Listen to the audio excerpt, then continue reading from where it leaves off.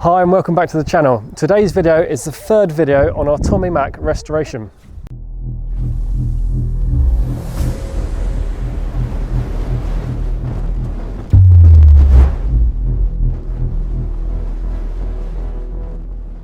Okay, so the purpose of this video is to actually reveal the full completion of this restoration project.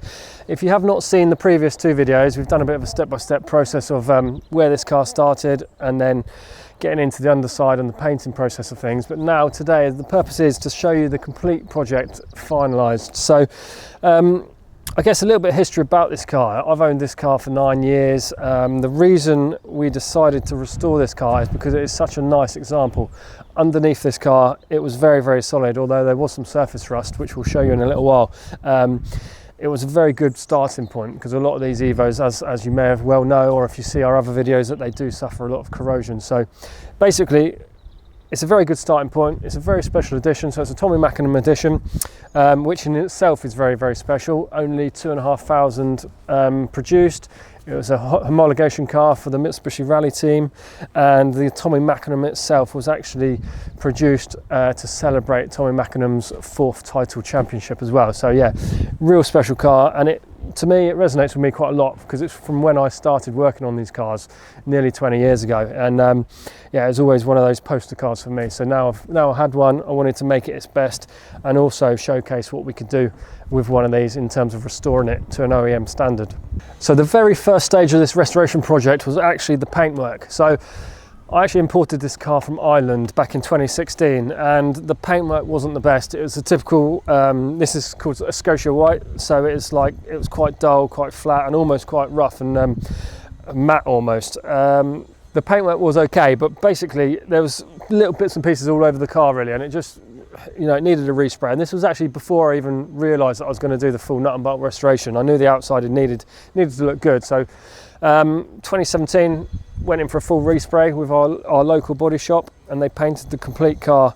I think it ended up having a new wing, so there's a little bit of filler in the wing once we actually stripped it back. This front right wing was had a little bit of filler in it, so we got a new wing, painted that, and there was also some damage on the front bumper, which I'm sure I've got a photo of.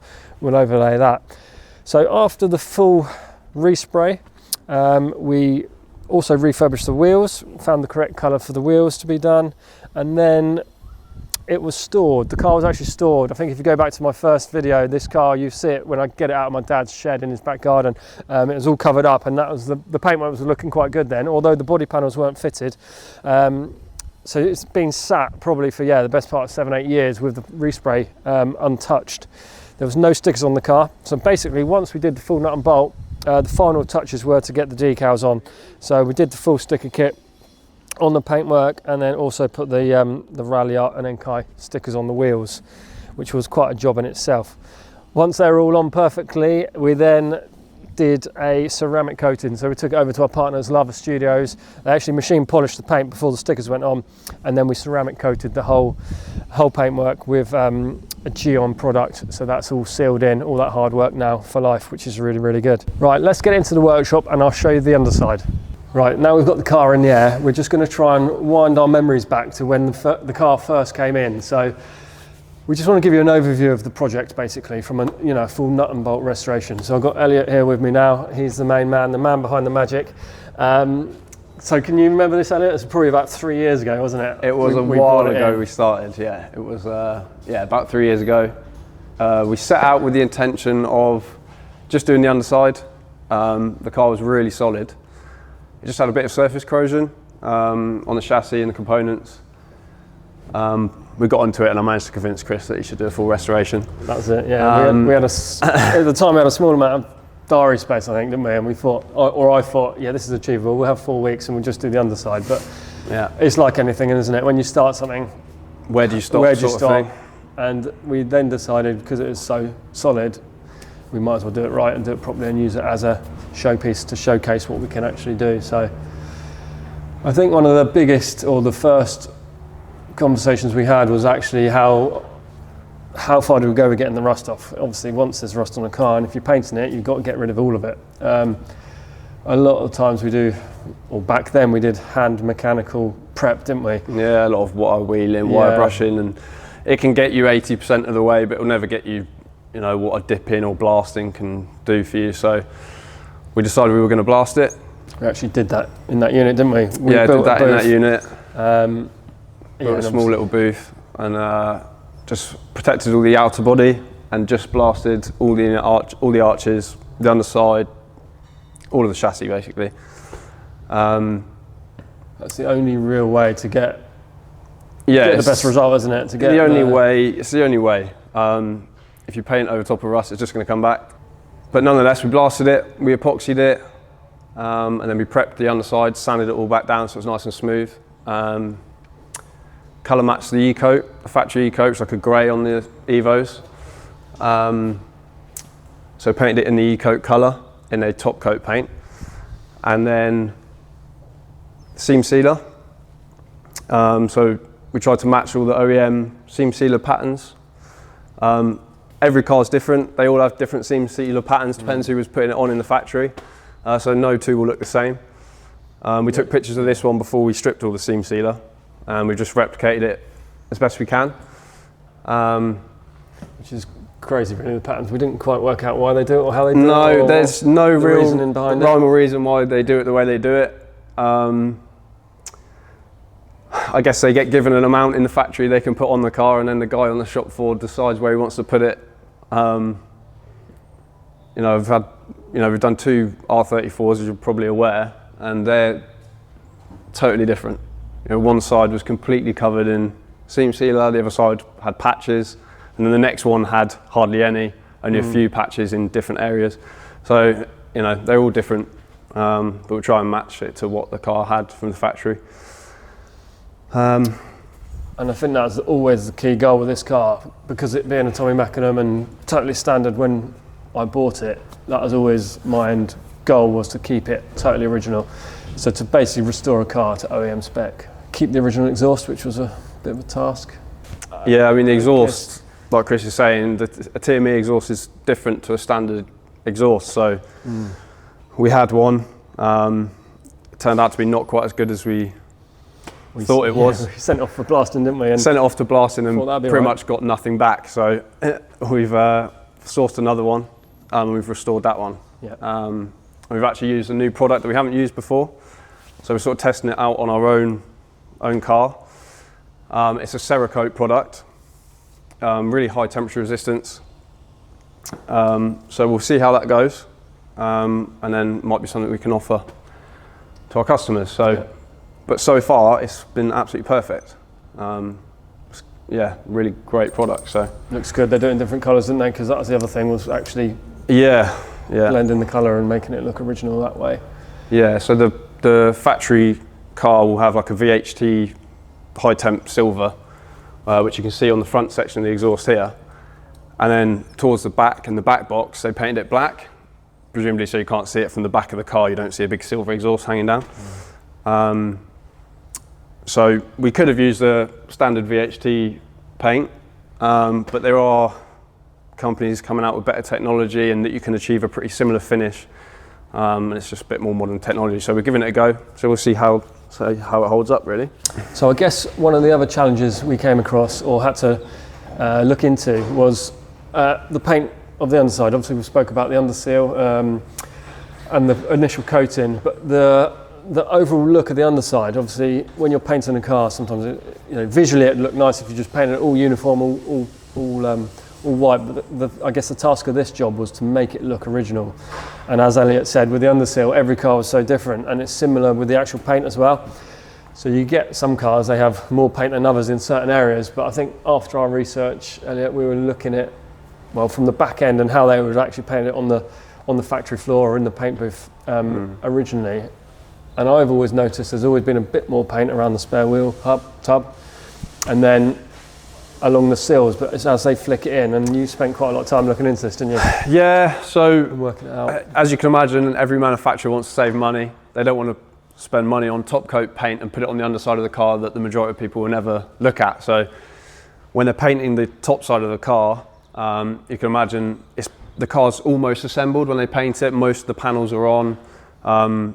And as they're painting, you can imagine if you're painting this sill, you'll get overspray that washes on underneath the car, but that's the only paint you'll get under there. So you'll notice that along this edge of the chassis rail will be built up more, well, a thicker layer of paint. So it will look whiter than the backside of the chassis rail. So if you, we'll get a little clip and show you that.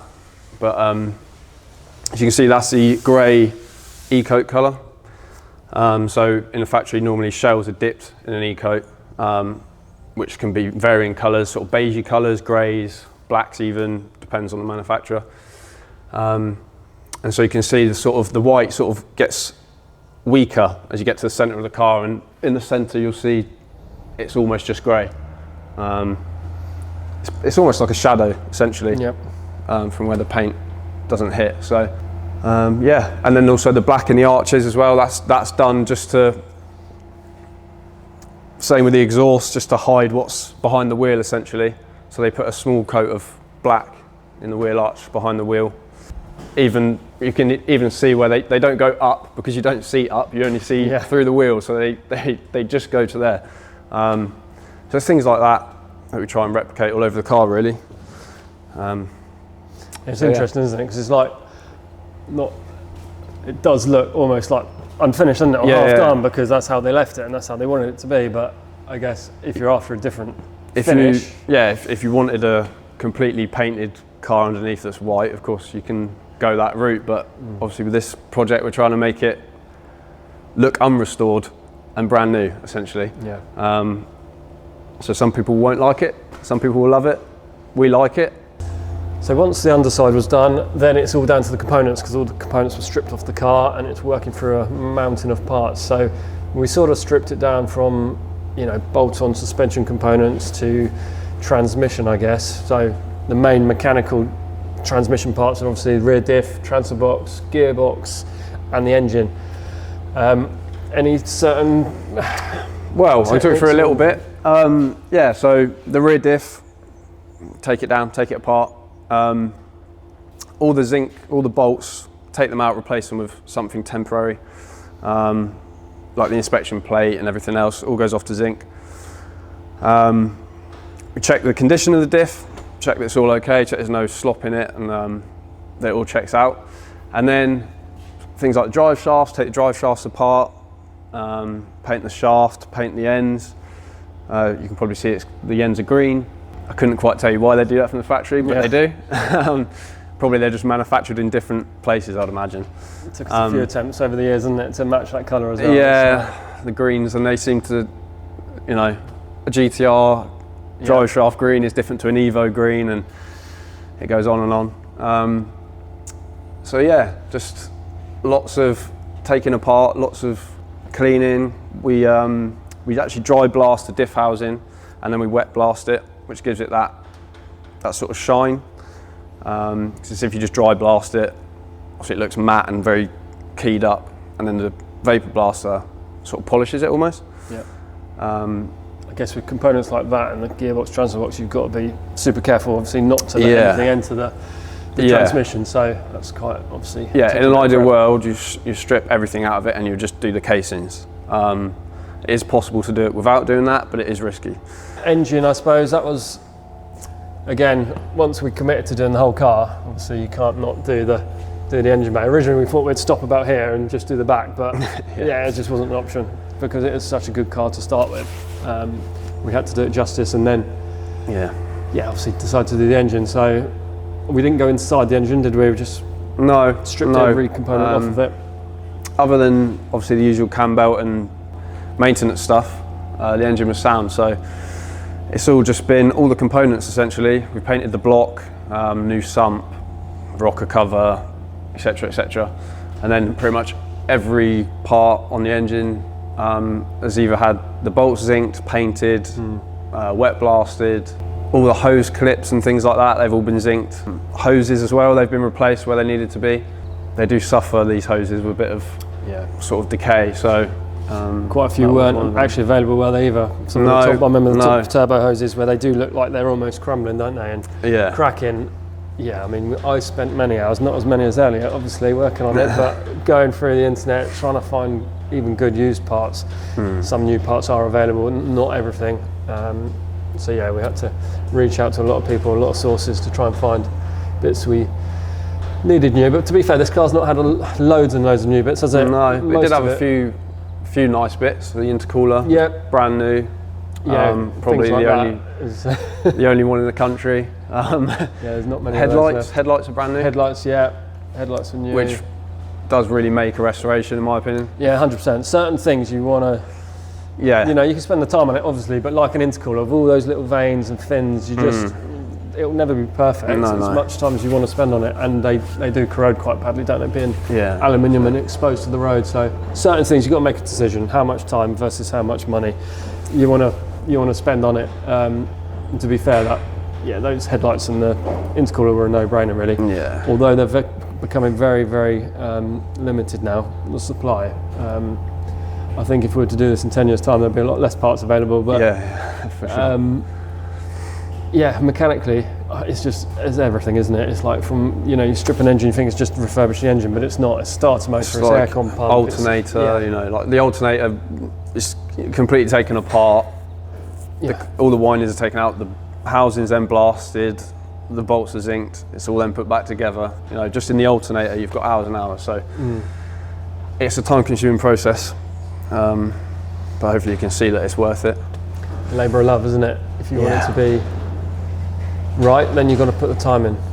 The exhaust was probably one of the most time-consuming components of the restoration, to be honest. One, we had to source a good used one, and even that required welding. So the heat shields that come down from the turbo on the downpipe, you can see they made like a shell, two components, they bolt together.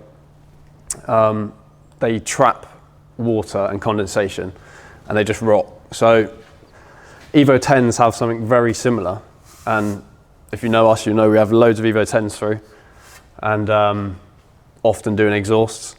So we had some laying around.